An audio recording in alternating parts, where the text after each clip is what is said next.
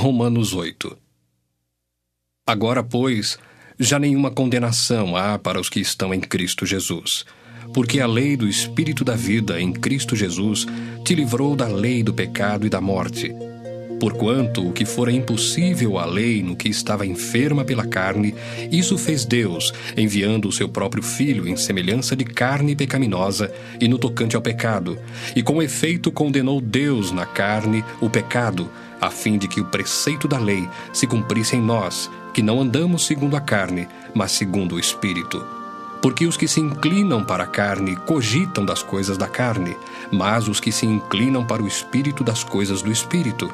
Porque o pendor da carne dá para a morte, mas o do Espírito para a vida e paz. Por isso, o pendor da carne é inimizade contra Deus, pois não está sujeito à lei de Deus, nem mesmo pode estar.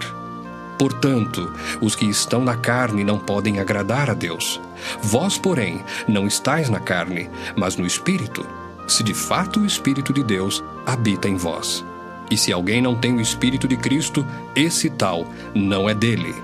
Se, porém, Cristo está em vós, o corpo, na verdade, está morto por causa do pecado, mas o Espírito é vida por causa da justiça. Se habita em vós o Espírito daquele que ressuscitou a Jesus dentre os mortos, esse mesmo que ressuscitou a Cristo Jesus dentre os mortos, vivificará também o vosso corpo mortal por meio do seu Espírito que em vós habita. Assim, pois, irmãos, somos devedores, não à carne, como se constrangidos a viver segundo a carne. Porque se viverdes segundo a carne, caminhais para a morte. Mas, se pelo Espírito mortificardes os feitos do corpo, certamente vivereis. Pois todos os que são guiados pelo Espírito de Deus são filhos de Deus. Porque não recebestes o espírito de escravidão, para viverdes outra vez atemorizados, mas recebestes o Espírito de adoção, baseados no qual clamamos, Abba, Pai. O próprio Espírito testifica com o nosso Espírito que somos filhos de Deus. Ora, se somos filhos, somos também herdeiros, herdeiros de Deus e co-herdeiros com Cristo. Se com Ele sofremos, também com Ele seremos glorificados. Porque para mim tenho por certo que os sofrimentos do tempo presente não podem ser comparados com a glória a ser revelada em nós. A ardente expectativa da criação aguarda a revelação dos filhos de Deus.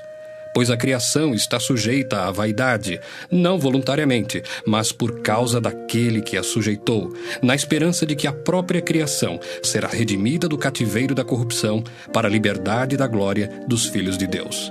Porque sabemos que toda a criação, a um só tempo, geme e suporta angústias até agora. E não somente ela, mas também nós, que temos as primícias do Espírito, igualmente gememos em nosso íntimo, aguardando a adoção de filhos, a redenção do nosso corpo. Porque na esperança fomos salvos. Ora, esperança que se vê não é esperança, pois o que alguém vê, como o espera? Mas se esperamos o que não vemos, com paciência o aguardamos. Também o Espírito semelhantemente nos assiste em nossa fraqueza, porque não sabemos orar como convém, mas o mesmo Espírito intercede por nós sobremaneira, com gemidos inexprimíveis. E aquele que sonda os corações sabe qual é a mente do Espírito, porque segundo a vontade de Deus é que ele intercede pelos santos.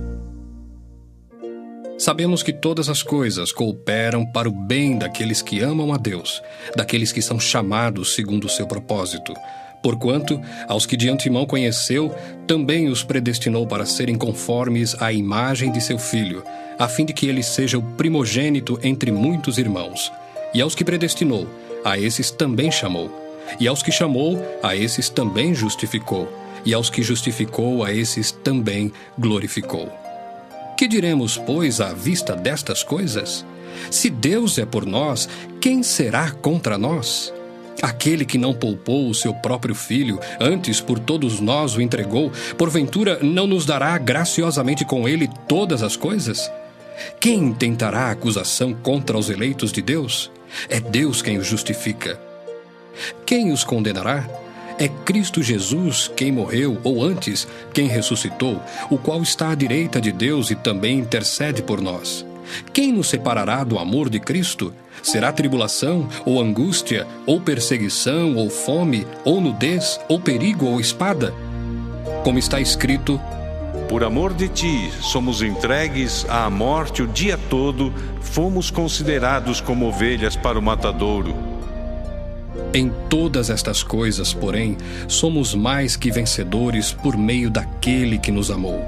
Porque eu estou bem certo de que nem a morte, nem a vida, nem os anjos, nem os principados, nem as coisas do presente, nem do porvir, nem os poderes, nem a altura, nem a profundidade, nem qualquer outra criatura poderá separar-nos do amor de Deus que está em Cristo Jesus, nosso Senhor.